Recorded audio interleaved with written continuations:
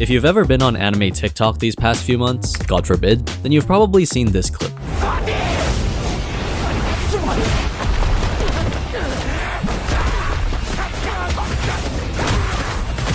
This is a clip from Supercube, a Chinese anime that has as much animation put into one fight than T-Bait will ever see in its entire lifespan. And as much as I love the name Supercube, that's the only thing it has going for it. Supercube is like if Twitter artists made an anime and told ChatGPT to write a generic power fantasy. But it's not enough for me to describe the problem. No. How about I show you the problem? Oh, wait. No, that was a virus. Dang. Who would have known? I'll tell you who. Today's video partner, NordVPN. As a YouTuber, I get a lot of spam emails claiming to be 100% real company. We give you money. Just click link to view contract. I joke now, but these scams have genuinely made themselves look incredibly convincing. So much so that I tried clicking on it until Nord came down from the digital heavens with its beautifully glowing hands touching my soft, supple skin, kissing me on the cheek and whispering smoothly in my ear. That's a scam. That's pretty much what using Nord's threat protection feels like. It blocks malicious websites, malware, trackers, and ads. This feature alone already convinced me to use Nord, but they've got a ton more that comes with it, like masking your internet activity from people who want to steal it, accessing websites locked behind specific countries, even preventing DDoS attacks by hiding your IP. And if you use my link, you'll get 4 extra months if you sign up for a 2-year plan. It's also risk-free with a 30-day money-back guarantee if it's not for you. All of this is made possible with my link, nordvpn.com/karu. Thanks to Nord for partnering with me today. Back to the video. It all begins with a strategically placed catfish. We catch this dude jaywalking in the middle of heavy traffic. This is how you know he doesn't give a fuck. A car can be seen barreling towards him, but he quickly vanishes into pixels, leaving only a car crash behind and everyone bewildered at what just happened. If you were watching closely, you should have noticed something. He didn't have to do any of that. If he was just gonna disintegrate into thin air like 5 seconds later, why didn't he just do that while standing in line? Aura farming in a Chinese CBD is crazy. Don't worry bro, chat got the clip. Just then, we cut to an elementary school where people are literally phasing through bookshelves trying to kidnap this little girl. She manages to outrun them, locking herself in a room before a glitched hand grabs her into the abyss. The scene goes from 0 to 100 as Aura Andy parkours his way through a back alley. He puts a magic barrier on the girl, comes back in, starts beating the crap out of the men in black who proceed to shoot up into the sky like Powerpuff Girls, destroying a nearby building. The other guys get fucked in the air. This guy got his ass blasting off like Team Rocket, and this guy throws a fucking apartment at his face. Aura Adam uses Dismantle on that bitch, turning it into a big-ass cube. He pulls out a domain expansion while the guy goes, "Fuck this," and pulls out a gun. You just threw an entire housing complex at this man. You think a P-2000 is gonna do any damage? Gilgis Aura Alexander kills the guy by drowning him in the ocean, and now I wish I was the dude who got whacked into oblivion. Whew. So anyway, the anime is nothing like this. This isn't even our main character. It's actually this guy. Wang is a regular high schooler who somehow gets the most popular girl in school to like him. Shen Yao is Wang's childhood crush. And if you've been paying attention and don't think all Chinese people look the same, she's the girl we saw at the start. Upon realizing that Shen likes Wang, a gang of hooligans start beating the crap out of him. Dangerous action, do not imitate.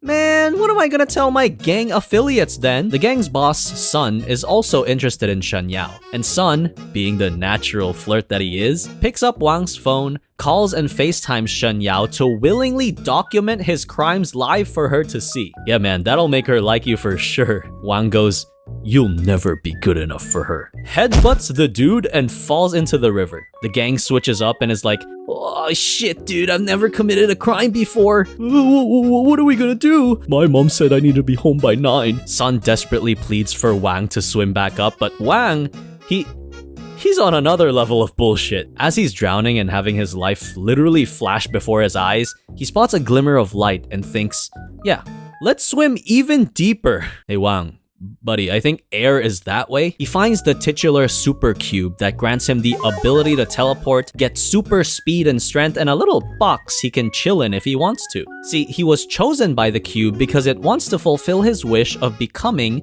the king of the world. This is the level of story we're dealing with. If you believe you got catfished by this scene, you, me, and everyone else, this story is butts. Not because it doesn't make sense, Okay, it kinda doesn't make sense, but more so because they wrote it like you prompted AI to make solo leveling, but Chinese. Oh god! Don't push me! Who are you guys anyway? Your shirt's too tight. It's like a Japanese condom wrapped around Drake's cock. The next episode, Sun goes to school looking for Wang. Wang Xiaoxiu 在不在? Yeah, he's actually the only one hiding behind a book. He tells Wang to meet him in the basketball court after school. I assume not to play basketball. Now I want you to tell me who wins here. Big bald guy or skinny MC with super cute? Correct! The dialogue in this fight is peak writing, by the way. Grah! You're done! No, you're done. Ooh, got him! Now tell me who wins this fight. 100 men or one skinny MC with super cube? Now they wish they were fighting the gorilla. Wang absolutely annihilates them despite having a 30% chance of winning.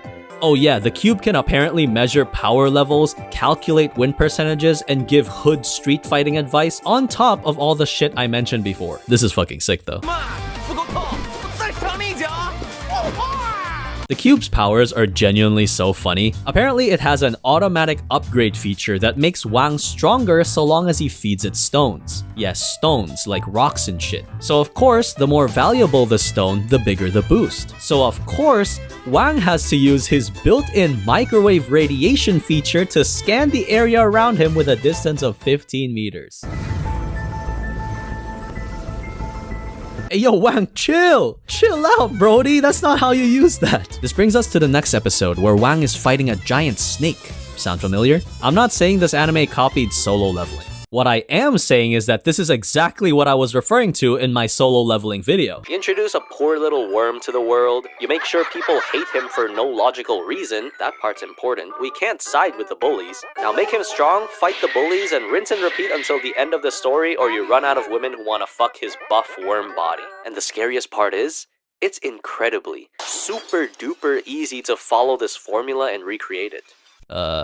Case in point, Shen Yao gets kidnapped by this dude called Luo, who's got beef with Aura Amir because he got his fingers yakuza'd by him. So he sets up a makeshift battle tower with specialized fighters posted on every floor to lure the guy out. Unfortunately for Luo, not only did he fail to attract Aura Albert, bringing Wang instead, but he also conveniently gave him free EXP to farm off of. Our first victim is Pablo, the Latino Larry Wheels. This guy has a head 5 times smaller than his body and has a height ranging from normal adult to the great Kali depending on the animator's mood. Quick side note, all the fights that have come after the first episode are like 50 times worse, aka normal anime fights. Next up, we got No Democracy Naruto. He waves his kunai around like it's supposed to do something and... Oh, is that a... Yeah, no, it's over. GG, bro, you put up a good fight. Buff Epstein is up next, and I have a slight suspicion they ran out of budget.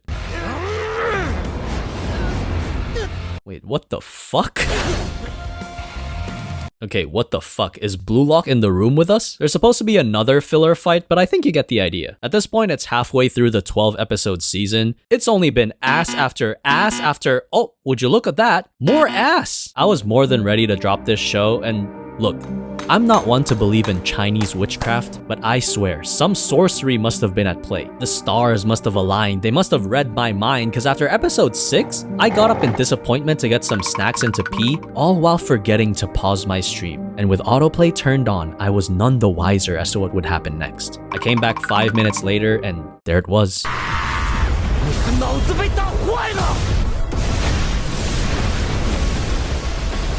Believe me, after everything that I had to sit through, nothing could have prepared me for not 1, not 2 minutes of good animation, but 20 full-blown minutes of non-stop fights. Nian41 is the kid who storyboarded this entire episode, and yes, I said kid, this guy is like 19 allegedly. Man, this dude has done more for the anime community than I have in 4 years. Get the obvious out the way, this entire episode was beautifully animated. No one is arguing that it's not, and anyone who does needs to kill themselves. Get their eyes checked.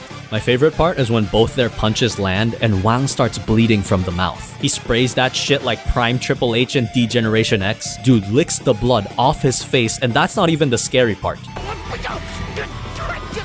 Oh shit, god damn! Wang clutches the dude's hair as he desperately tries to escape, bitch slaps him for negative damage while Wang, this stone cold motherfucker, curls the guy's locks, pulls him close, watch this, spits in his hand, winds up the punch, and BAM! After even more intense scenes, the fight ends with Wang punching the dude so hard, he fucking evaporates into thin air, leaving only his underpants on the ground. That's tough. This is Super Cube at its peak. Why didn't anyone tell me to skip episode 2 to 6? Wang finally reunites with Shen Yao after beating the puppet guy. Oh yeah, the guy had a puppet, forgot to mention that. Anyway, so he finds Shen Yao, and as he's tying her loose, she tells him that there's a bomb attached to the chair, and that Luo has been secretly hiding this whole time, locking them inside the room with talismans so that Wang can't use his teleportation. Suddenly, the stakes have risen. What would you do in this situation? If you said ask the cube if he knows how to defuse a bomb, you're a literary genius. Get a load of this guy, we got George R.R. Martin over here. So yeah, the cube knows how to defuse a bomb. Yellow, blue, green, and red in that order. Unfortunately for Wang, the bomb is still gonna blow up. For some fucking reason. I don't think that's how bombs work. It's literally connected to nothing. How the fuck would it detonate? Whatever. Wang teleports the bomb inside the cube, so now they're totally safe. Yay! Everyone, gather around. Let's watch the fireworks. 3, 2, 1. Unfortunately for Wang, the author forgot to give him plot armor. Remember the puppet the guy was using? I guess not because I didn't show it. Well, earlier in that fight, Puppet Guy had tried to detonate it by implanting an energy gem inside the puppet. But for some reason, it didn't go off and got teleported into the cube along with Wang when they were falling off the building. I'm assuming the bomb went off, causing a chain reaction with the puppet, which dealt the actual damage to Wang and gave us what I can only describe as 2015 YouTube creepypasta animation. Luo is confused as to why the bomb didn't go off and decides to put matters into his own hands, shooting Shen Yao in the back before running away. Wang can only look on as he grasps Shen Yao's bloodied corpse. You smell that? That's the smell of aura.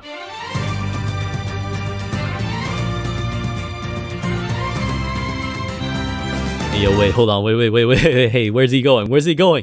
Part of me thought that Aura Ahmed was going to help our MC, but I guess not. He takes Shen Yao with him, leaving Wang behind, scorning his incompetence, reminding him that he knows nothing about the supernatural world. I'm not even joking, this anime got me invested again after this episode. And dare I say, the story got better. Not saying it's good, I mean, it's one step above total garbage, so anything could make it better. Episode 8, Wang finds out there's a secret organization whose entire job is to keep superhumans in check. This woman promises to give Wang information on Luo and Aura Anthony in exchange for doing bodyguard work. The rest of the remaining 4 episodes are him doing the mission as it sets up for a fucking tournament arc. Super Cube is truly an anime this season. Look, if someone had just told me to watch episode 1 and 7, I would have had a way better viewing experience. I wouldn't be able to make money though, so give and take. And while I am a little intrigued by who and what this guy really is, everything else feels like fight scene filler. None of the fights carry any weight or stakes and are simply a way to either explain the cube's powers or make Wang's wang look huge. That's weird.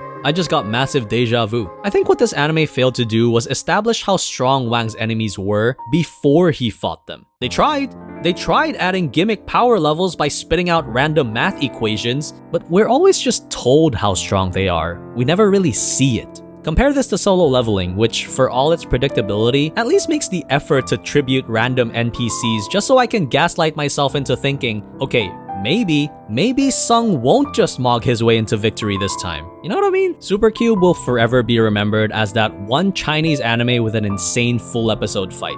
And maybe that's what they wanted. But take that away and it's just like any other 5 out of 10 show that fills up the anime quota for a season. And maybe that's what you want. Listen, not every anime has to be perfect, and not everyone wants perfect anime, because there are genuine people out there who watch every isekai that comes out each season.